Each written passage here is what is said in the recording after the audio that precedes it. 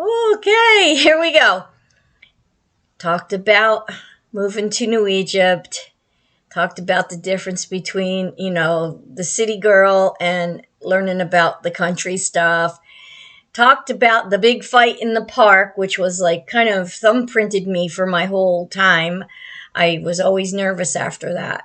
But maybe it's a good thing because you get like a social intelligence, what they call that, emotional intelligence score, right? You don't call it that back then. Now you know what it is, right? Okay. Anyway, I gotta laugh at myself because I really didn't know, one thing from the other back then. So anyway, so that's why I'm making this, is because if you don't understand why your grandmother is the way she is, or the way your mother is the way she is, this is coming through this generation with this amount of a brokenness. And we talked about the ACEs score. I'm never telling you it, but you could probably guess it by some of the stuff I've already shared. Okay. So the music back then, like I said before, was a reflection of what was going on in the world. All the pieces over here and over there, and everybody's trying to rise up and be heard and change the world. And meanwhile, my life is on the ground.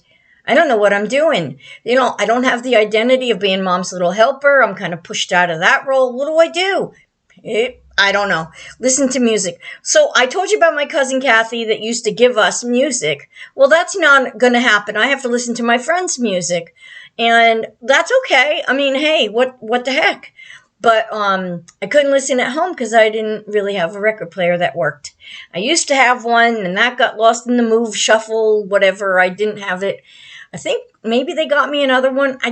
These things, like the little stuff, falls away like snow melting. All right, dramatic. Okay, just laugh at me and call it good. So I went back and I did some research that kind of jogged the old cobwebs up here, the telomeres that are falling asleep because I don't eat enough vitamins. Yes, I do. I eat plenty of vitamins. So I remember in January, when all we did was hang around in the family way with my stepdad's family. And there was a cousin, well, he was a cousin by marriage, I guess. His name was David, and he was really cool. He listened to the coolest music, and he had been in an accident, so he had some limitations on his body. And that's all I'm going to say about that. So anyway, Hooked on a Feeling by B.J. Thomas. I'm hooked on a feeling. I just remember that song from January that year. It was like, that was a big hit. B.J. Thomas, Hooked on a Feeling. Okay, what else?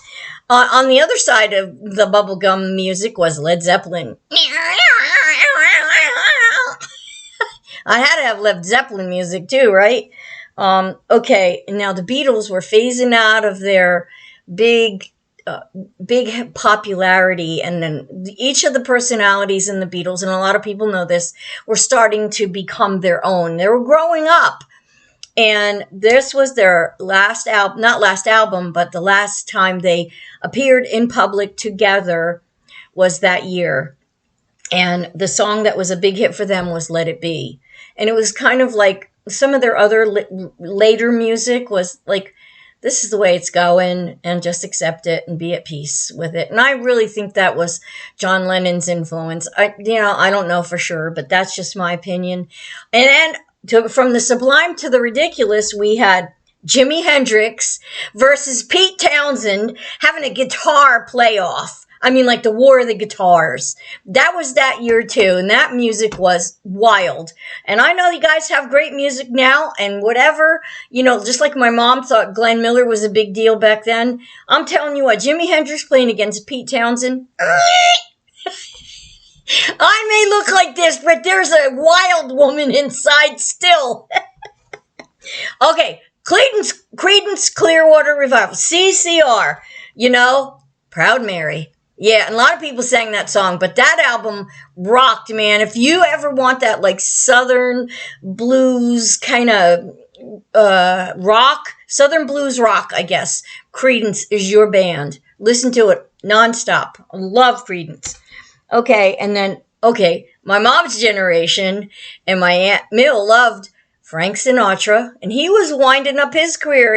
He went through several ups and downs and ins and comebacks and whatever. And his big song that year was I Did It My Way. It almost seemed like it was the song that he was saying goodbye to the world with. Of course, he had more hits after that, but that was his, I guess, resignation to all the crap he must have went through and all the stories he had, okay? Because he knew all them people with the Kennedy era and Marilyn Monroe. He knew about all that. So, boy, the stories he could tell.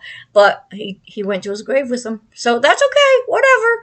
But I Did It My Way says a lot about the end of him and that cycle, that big hits they had in the 50s. Okay, so that was that.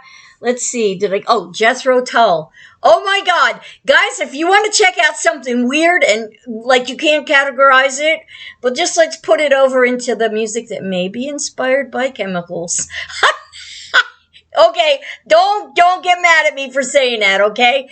But Jethro Tull, wild, freaking wild music. I mean, the lyrics there alone. Okay, so what else was going on? I'm going to talk about the history of the time, like what was affecting the entire world. And common attractions of that is that in January, the very year that I was the very month that I was having my first day at Allentown High School, Nixon was inaugurated. So that should just tell you a little about what's going on in the country. And we're still in Vietnam. And, we thought Johnson, once he let go of control, the war would end. Well, that's not what happened. Vietnam lives on and on. Thank you to those presidents. Okay, next video, I'm going to talk about the history. I wanted to go over some of the music that I remember and say thank you to David. He is gone to heaven, been gone for quite a while now due to his limitations. Anyway, he gave me comfort when I needed comfort. Good guy. All right, that's it. I kept this one shorter. I can't help it, guys. I just can't. All right, so much to say, so much to remember, so much to share. All right, love ya.